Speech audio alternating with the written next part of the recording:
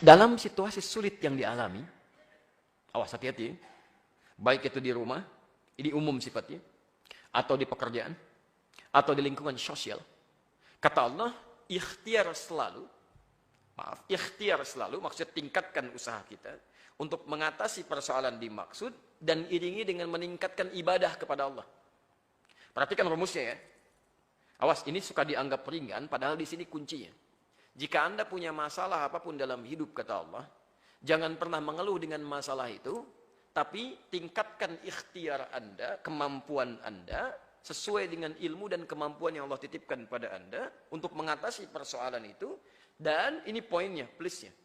Ya. Dampingi dengan peningkatan ibadah kita pada Allah Subhanahu wa Ta'ala. Minimal salat. Liyuqimus salat. Jelas ya? Liyuqimus salat, minimal salat. Tolong tarik garis di dalam kalimat salat ini. Itu banyak sekali ayat dalam Al-Quran yang berkorelasi positif antara peningkatan kualitas dan kuantitas salat yang baik dengan pengentasan persoalan-persoalan kehidupan. Saya beri contoh begini. Quran surah ke-65, At-Talaq, ayat kedua, ketiga, dan keempat. Di tafsir di Al-Baqarah, di ayat kedua dan ketiga. Perhatikan kalimatnya. Bismillah. Wa may yattaqillaha yaj'al lahu makhraja.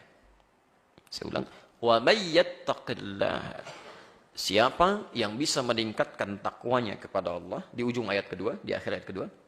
Perhatikan persamaannya. Siapa yang bisa meningkatkan takwanya kepada Allah, yaj'al lahu makhraja, maka kami akan berikan jalan keluar dari setiap kesulitan yang dialami. Jadi persamaan Al-Qur'annya, takwa sama dengan solusi kehidupan. Jadi kalau Anda sedang punya masalah, kata Allah, sebetulnya solusinya mudah, tidak terlalu banyak biayanya, tidak terlalu besar tenaganya, tingkatkan takwa aja. Ya.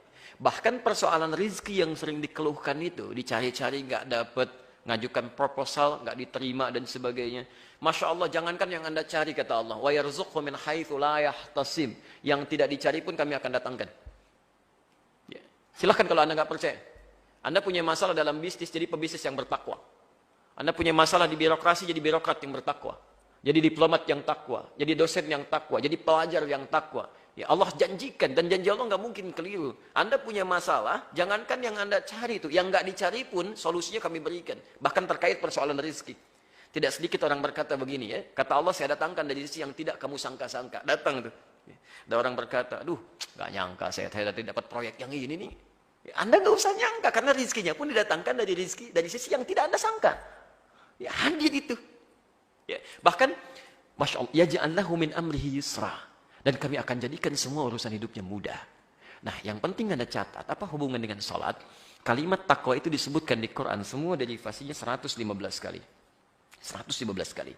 Penyebutan kalimat takwa pertama di Quran, itu ada di Al-Baqarah ayat 2, sampai ketiganya. Dzalikal kitabu la raiba fi hudan lil muttaqin. Siapa orang takwa ini? Ayat 3-nya. Alladzina yu'minuna bil ghaib wa yuqimunas shalah.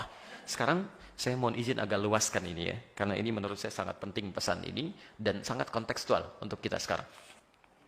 Lihat kalimatnya. As-shalah itu tulisannya, kalau tulisan berbeda dengan yang saya sampaikan ini, mushaf Anda keliru. Ya, mushaf Anda keliru. Ya.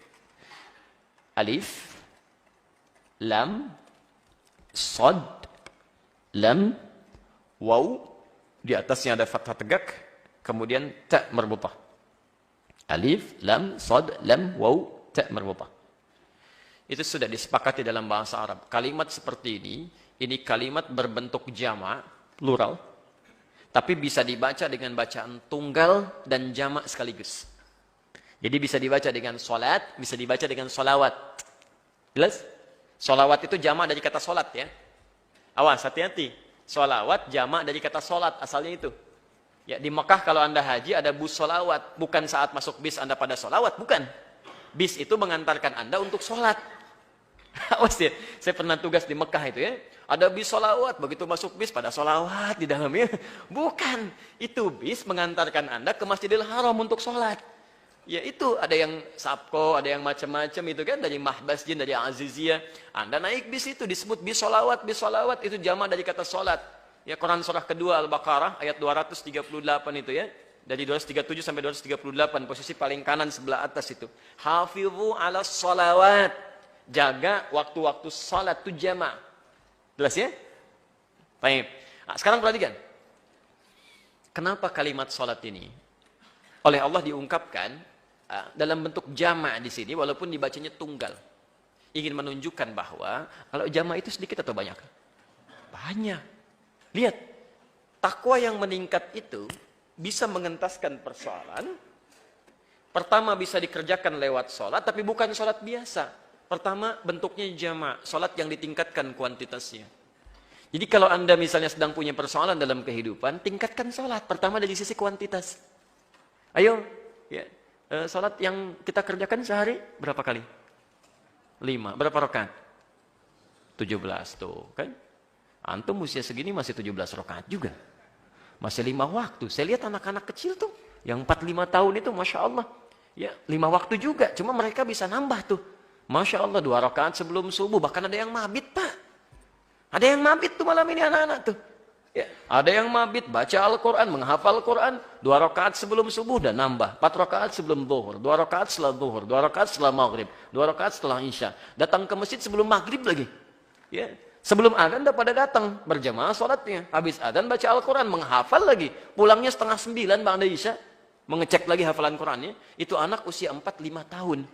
Ada anak diberikan 4-5 tahun, masih belum balik. Taklif belum berlaku baginya. Hisabnya masih sangat ringan. Mengerjakan sholat lebih daripada 17 rakaat. Tambah yang sunnahnya. Anda dikasih 40 tahun, 50 tahun. Masih 17 rakaat juga. Anda butuh berapa tahun lagi untuk meningkatkan amalan? Nah, karena itu coba cek Pak ya, Bu ya.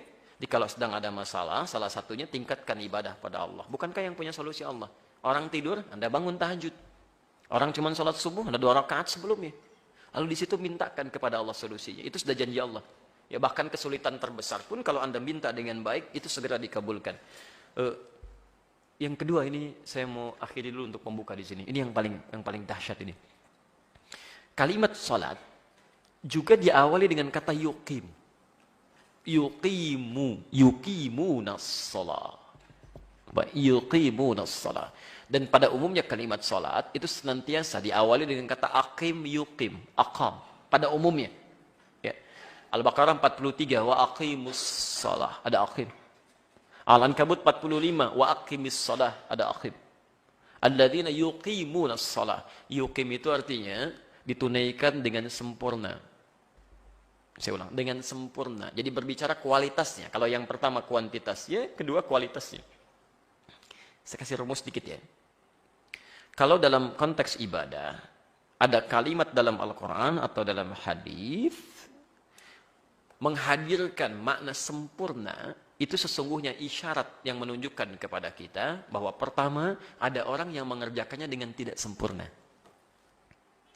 Jadi mohon maaf, kalau Anda tiap hari sholat, kalau bahasa luasnya, Anda tiap hari sholat tapi masalah tidak pernah tuntas, barangkali cek, mungkin sholatnya belum sempurna. Jelas ya? Mungkin sholatnya belum sempurna. Kalau ada orang nggak sholat, masalah nggak tuntas-tuntas, dia nggak sholat. Tapi kalau Anda tiap hari sholat, masalah nggak tuntas, barangkali sholatnya tidak sempurna. Karena itu dalam persoalan sholat ini, Nabi begitu ketat Pak, Bu. Jangankan kita, sahabat pernah kelihatan oleh Nabi sholatnya tidak sempurna. Itu diminta diulang oleh Rasulullah. Silahkan cek di Al-Bukhari, nomor hadis 751, 757, ada di hadis Muslim dengan redaksi yang sama, nomor hadis 397. Kalau nomornya beda, cari di bab namanya Babul Musifis Salah. Bab tentang orang yang sholatnya bermasalah. Namanya Khalad Az-Zuraiqi. Saya sering kisahkan ini. Datang ke masjid Nabi, sholat di samping Nabi. Kemudian setelah beliau salam, kata Nabi, "Shalli fa innaka lam tusalli." Tolong Anda sholat lagi, karena Anda belum sholat. Disebut belum sholat. Ya. Secara singkat mengulang sholatnya sampai 3 kali, diluruskan lagi oleh Nabi dengan kalimat tadi, sampai dia berkata, "Ya Rasulullah ma uhsinu ghairah." Ya Rasulullah, saya nggak bisa lebih bagus daripada ini. Alimni, tolong ajarkan saya. Maka diajarkan oleh Nabi sholat yang benar dari awal sampai akhirnya. Dari situlah kita mendengar kalimat, "Shallu kama ra'aitumuni usalli." Al-Bukhari nomor hadis 651. Sholatlah kalian persis seperti melihat saya sholat. Nah, ajaran Nabi ini Bukan ingin membebani kita supaya sholatnya mesti detail begini, bukan. Maksudnya untuk memastikan kalau sholat kita benar, manfaat-manfaat tadi dapat. Itu poinnya. Ya. Jadi seperti Nabi Ibrahim saja minta keluarganya sholat, itu Nabi. Ya, nanti Ismail meneruskan lagi di Quran surah 19 Maryam ayat 55 itu. Ya, beliau teruskan lagi minta keluarganya sholat. Nanti Nabi Isa turunan terakhirnya sholat juga. Quran surah 19 ayat 31-nya. Nabi Musa sholat, semua sholat. Nabi, Rasul sholat, sempurna sholatnya. Dan banyak ditunaikan sampai ke Nabi Muhammad SAW. Kita bukan Nabi, bukan Rasul. Surga belum jelas sampai dengan subuh ini. Nggak mau sholat, kan aneh gitu. Ya. Jelas ya?